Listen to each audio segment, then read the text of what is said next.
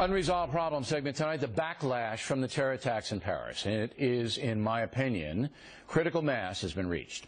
And the world will now turn against Islam in a variety of different ways. As always, I could be wrong. Joining us now from Phoenix, Arizona, Dr. Jasser, the president of the American Islamic Forum for Democracy. So, you're a good guy, all right? I like you. You've been on this program. You're honest. You're clear thinking. You're an American patriot. You do good things. Because you're a doctor, because you are an honest man. I think. Thank you. I think you're going to pay a personal price. I think people have had enough with the Muslims. I'm getting letters all over the place. It's wrong. It's muddled thinking, but I think it's going to happen, Doc.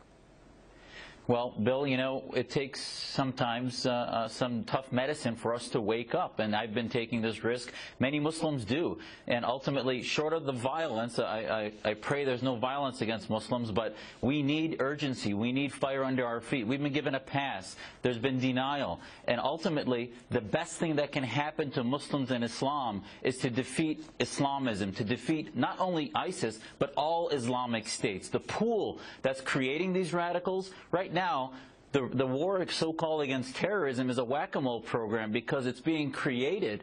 The product is coming out of a much bigger problem, which is a large political movement where the Islamists believe their states are better than secular states. I, as a former naval officer, Bill, would die for America, would die for liberty. The jihadist would die for the Islamic State. That's how we need to figure out who the good guys are. Here's the problem. We have the president of Egypt and we have the president of Bahrain, both coming out and saying, you know, we're going to get the jihadists. We have the king of Jordan. He's a Muslim. He's going to get the jihadists too. So that's three. But then you have the kingdom of Saudi Arabia, our big ally, that let the Wahhabists run wild. You got Pakistan, we've already discussed it. Disgusting country, revolting country, imprisoning the man who got bin Laden for us. Turkey, all right, wouldn't even give us the support. They didn't even have to do anything. Just let us land our planes so we can get ISIS. No. You see, now this is the stuff that people aren't going to make the differential. They're going to go, Muslims, we don't want to hear about them anymore. In Europe, you're seeing all the thousands of people. It's anti-Muslim demonstrations, not anti-jihadists.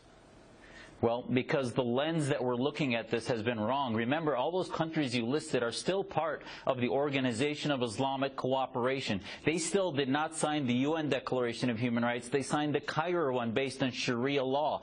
To this date, during the Cold War, Bill, we had hundreds of researchers studying in the Pentagon, State Department, Soviet war theory, communist war theory. Today, we won't study Sharia. Islamic law is not being discussed as the instrument of political Islam. While some of these dictators may be better than others, what you're not hearing from the El-Sisis of the world, yes, they're getting upset with the populist Islamists, but as dictator tribal Islamists, they still feed from the same pool. What they're not saying is countering liberty, is building liberty, freedom, democracy. Don't believe well, they don't. Exactly. No. Well, what brought America was the defeat of theocracy, of the Tom Paines, the Thomas Jeffersons. Yeah, I mean, that was part of it. But they don't believe, the leaders in most of these Muslim nations don't believe in freedom. They don't believe that the masses have the education for it. We're not going to change that, but we have to get them to fight the jihad. Doctor, we appreciate your point of view. Absolutely. As always, you might want to check out the doctor's book called The Battle for the Soul of Islam. Very interesting.